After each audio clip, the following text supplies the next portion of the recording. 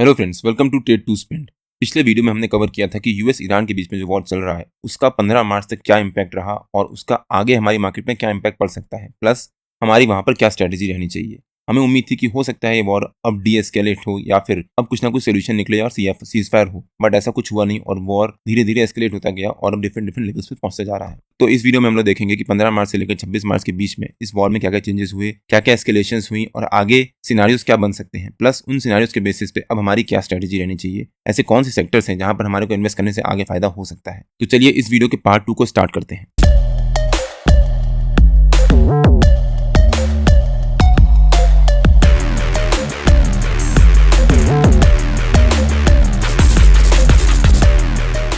US Iran के war को चलते हुए 26 मार्च तक करीब 27 दिन हो चुके थे, प्लस जो क्रूड ऑयल है वो $126 तक पहुंच चुका था और अभी तक कोई भी डील नहीं हुई है। अभी तक मतलब 26 मार्च तक कोई भी डील नहीं हुई है। ना यूएस माना है ईरान के टर्म्स को, ना ही ईरान मान रहा है यूएस के टर्म्स को। 15 मार्च से पहले क्या क्या चीजें हुई। 28 फरवरी 2026 को यूएस और इसराइल ने मिलकर ईरान के ऊपर अटैक किया और उस ऑपरेशन को नाम दिया ऑपरेशन एपिक फ्यूरी। उस ऑपरेशन में ईरान के सुप्रीम लीडर मारे गए और फिर पहली मार्च से लेकर 4 मार्च के बीच में 500 से ज्यादा मिसाइल्स और 2000 से ज्यादा ड्रोन्स दोनों कंट्रीज ने आपस में एक दूसरे के ऊपर डाले। यूएस ने ईरान के ऊपर और ईरान ने जो यूएस के आसपास के एस्टेब्लिशमेंट्स है उनके ऊपर। अब ईरान डायरेक्टली यूएस के पास तो पहुंच नहीं सकता बिकॉज ईरान के पास उस लेवल के वेपन्स नहीं है और उस मिसाइल्स और ड्रोन्स के एक्सचेंज में यूएस के सोल्जर्स भी मारे गए। फिर 5 मार्च से लेकर 10 मार्च के बीच में जो स्ट्रेट ऑफ हॉर्मोज है, जहां से दुनिया का करीब 20% से ज्यादा का क्रूड ट्रांसपोर्ट होता है, उस स्ट्रेट ऑफ हॉर्मोज को ईरान जो कंट्रोल करता है, ईरान ने उसको कंप्लीटली क्लोज कर दिया, जिसकी वजह से क्रूड ऑयल की प्राइसेस बढ़ना शुरू हो गए मार्केट में और उन्होंने $100 को क्रॉस किया। और फिर 10 मार्च से लेकर 14 मार्च के बीच में आज तक की दुनिया की हिस्ट्री की सबसे गंदी एनर्जी क्राइसिस हुई और कतार की जो एलएनजी सप्लाई है वो भी हॉल्ट हो गई।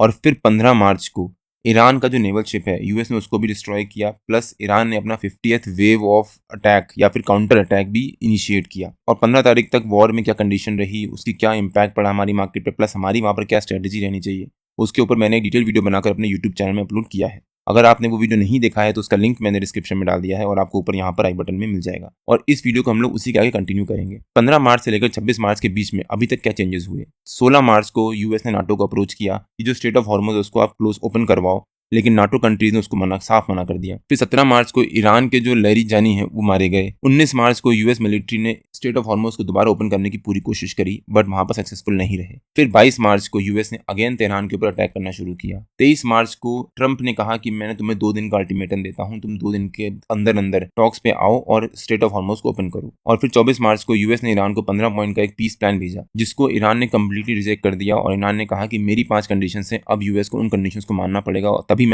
मैं अपना स्ट्राइक्स या फिर अपना वॉर रोकूंगा। लेकिन 26 मार्च को फिर आईआरजीसी के जो नेवल चीफ है ईरान का वो मारा गया और अभी तक 27 दिन हो चुके हैं वॉर को चलते हुए और कोई भी सीज फायर की सिचुएशन नहीं है। अगर हम 26 मार्च तक की सिचुएशन देखें तो ग्लोबल स्टेटस क्या बना हुआ है। इस वॉर की वजह से ईरान में करीब 1700 से ज्यादा लोग मारे जा चुके हैं। यूएस करीब 50,000 से ज्यादा ट्रूप्स डिप्लॉय कर चुका है, प्लस क्रूड ऑलरेडी $126 के पीक को टच कर चुका है। तो अब कौन कहां स्टैंड करता है। यूएस ने अपना 15 पॉइंट का पीस प्लान भेजा था ईरान को, प्लस यूएस का जो 82nd एयरबोर्न डिवीजन है उसको भी यूएस ने डिप्लॉय करना शुरू कर दिया है और अब यूएस इस वॉर को एस्केलेट कर रहा है धीरे धीरे। इजराइल लगातार कोशिश कर रहा है कि अगर सीज फायर होता है तो सीज फायर से पहले जो भी ईरान की आर्म्स की फैक्ट्रीज हैं उसको डिस्ट्रॉय कर दे। तो इजराइल लगातार ईरान के ऊपर अटैक करता जा रहा है। चाइना एक न्यूट्रल स्टैंड लिए हुए है और लगातार वो बीच में मेडिएट करने की कोशिश कर रहा है, लेकिन ईरान ने स्ट्रेट ऑफ हॉर्मोज चाइना के लिए कंप्लीटली ब्लॉक नहीं किया है। रशिया चुपचाप बैठा हुआ उस पूरी सिचुएशन को मॉनिटर कर रहा है और वॉच कर रहा है, बिकॉज जैसे जैसे क्रूड ऑयल की वैल्यू बढ़ती जाएगी वैसे वैसे रशिया को फायदा बढ़ता जाएगा। प्लस बाकी सारी नाटो कंट्रीज ने यूएस को स्ट्रेट ऑफ हॉर्मोज के ऑपरेशन के ऊपर सपोर्ट करने से साफ मना कर दिया है। पीयू रिसर्च ने 25 मार्च को एक पोल किया था जिसमें 59% से ज्यादा अमेरिकन ने मना किया है कि वो इस वॉर के फेवर में नहीं है और वो इस वॉर को अपोज करते हैं। तो स्ट्रेट ऑफ हॉर्मोज की अभी क्या सिचुएशन है। स्ट्रेट ऑफ हॉर्मोज इंडिया के लिए एक लाइफलाइन सॉर्ट ऑफ है, बिकॉज इंडिया का 50% क्रूड ऑयल वहीं से ट्रांसपोर्ट होता है, लेकिन वो अभी भी ब्लॉक्ड है। स्ट्रेट ऑफ हॉर्मोज से दुनिया का 20% से ज्यादा का क्रूड ऑयल ट्रांसपोर्ट होता है, प्लस स्ट्रेट ऑफ हॉर्मोज से आज के टाइम में ऑलमोस्ट 0% ट्रैफिक ही चाह रहा है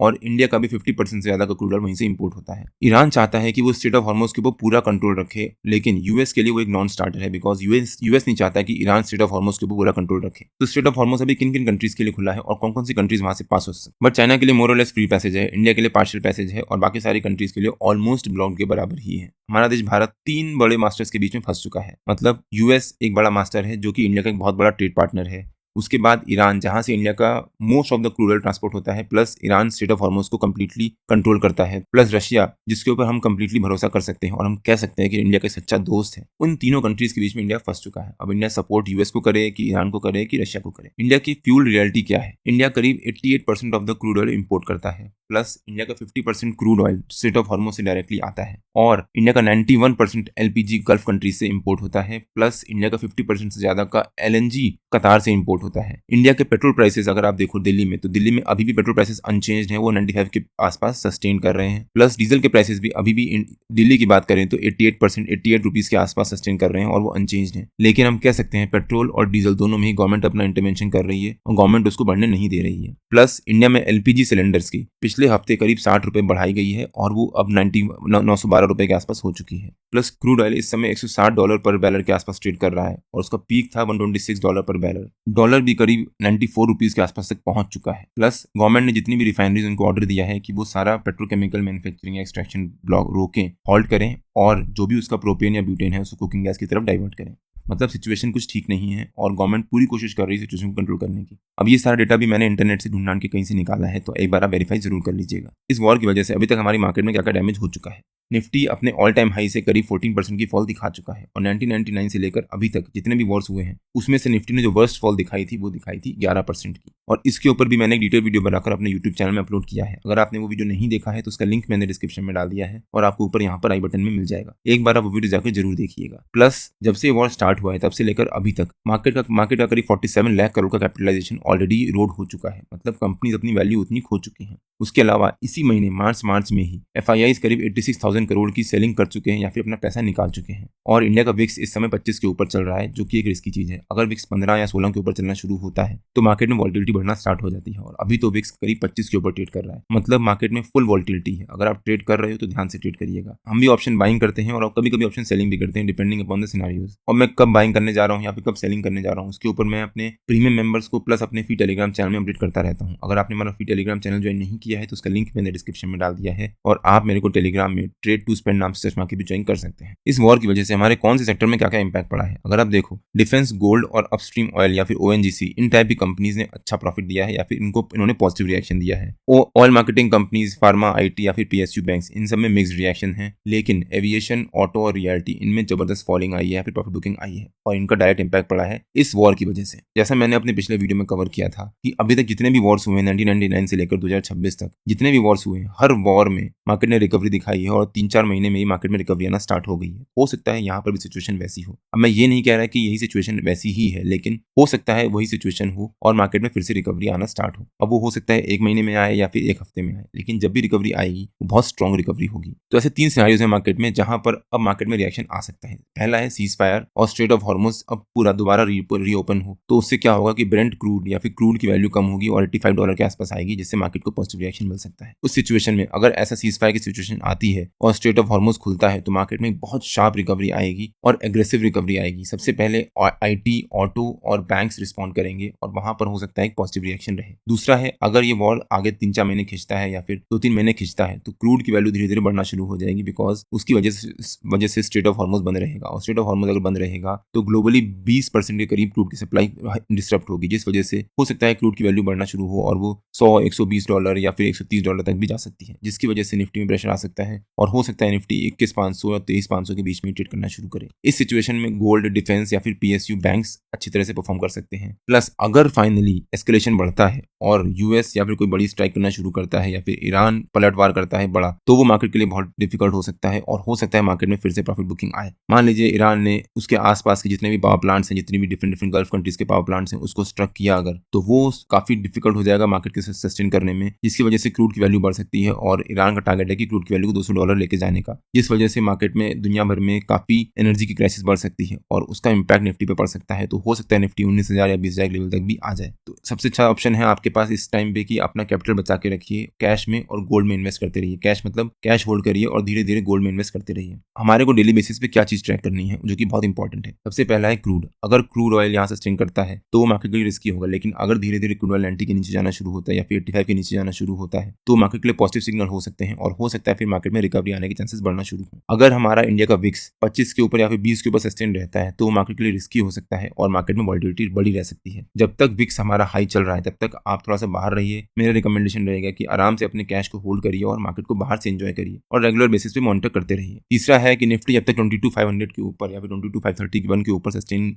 कर रहा है तब तक निफ्टी सेफ है, और अगर निफ्टी उसके नीचे जाता है तो निफ्टी का पहला टारगेट हो जाएगा 21,500 के आसपास, जो कि निफ्टी के लिए काफी रिस्की हो सकता है और वो सीधे सीधे 1000 पॉइंट्स की फॉल है। अगला है कि एफआईआई जब तक सेलिंग कर रहे हैं तब तक आप होल्ड करिए। एफआईआई जब बाइंग स्टार्ट करेंगे या फिर जब डीआईएस में एग्रेसिव बाइंग और आना स्टार्ट होगी तब मार्केट में एक अच्छा पॉजिटिव मोमेंटम बन सकता है, तो चांसेस है कि मार्केट में रिवर्सल आ सकता है। प्लस यूएस डॉलर भी अभी काफी हाई चल रहा है और 93.88 या फिर 94 के आसपास चल रहा है, और जब तक यूएस डॉलर 94 के आसपास या फिर इतना स्ट्रॉन्ग चल रहा है तब तक हो सकता है आरबीआई को इंटरवेंशन करना पड़े, और अगर आरबीआई इंटरवेंशन करेगा तो मार्केट के लिए नेगेटिव हो सकता है, जिस वजह से अब धीरे धीरे डॉलर के प्राइसेस को भी आपको डेली मॉनिटर करना है। अगर डॉलर के प्राइस 92 के आसपास या फिर कम होना शुरू होते हैं तो कह सकते हैं कि मार्केट में अब शायद थोड़ा सा रिकवरी आना चांस स्टार्ट हो सकती है या फिर अब मार्केट यहाँ पर सस्टेन करना शुरू कर सकती है। और फाइनली स्ट्रेट ऑफ हॉर्मुज अभी ऑलमोस्ट जीरो वहां पर शिप ट्रांसपोर्ट हो रहे हैं, और अगर स्ट्रेट ऑफ हॉर्मुज खुलता है तो मार्केट के लिए काफी पॉजिटिव हो सकता है और हो सकता है मार्केट में बहुत स्ट्रॉन्ग रैली आए। तो हमारी प्लेबुक क्या रहनी चाहिए और हमारे को कौन कौन से सेक्टर्स ट्रैक करने चाहिए।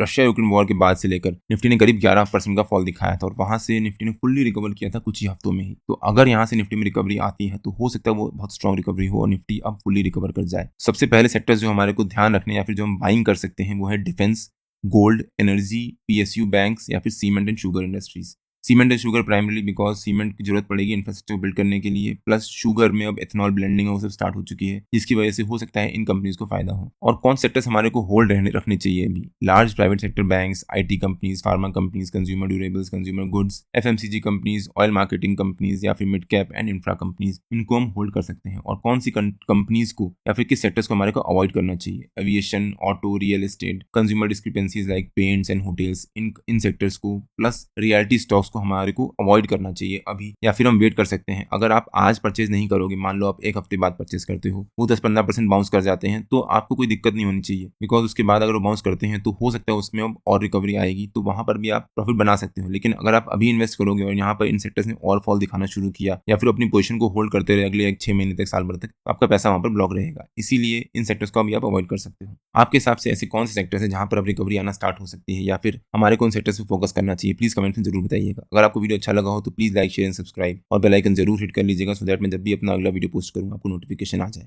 कल मार्केट में मिलते हैं। टिल देन जय श्री राम एंड जय हिंद।